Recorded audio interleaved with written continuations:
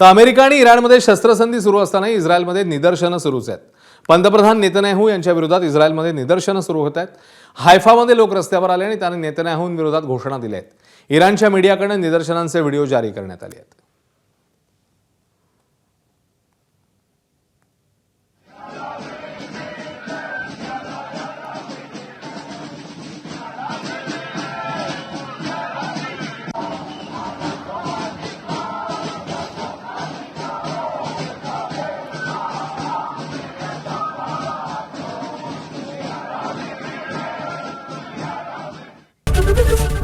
ABP माझा, उघडा डोळे बघा नीट.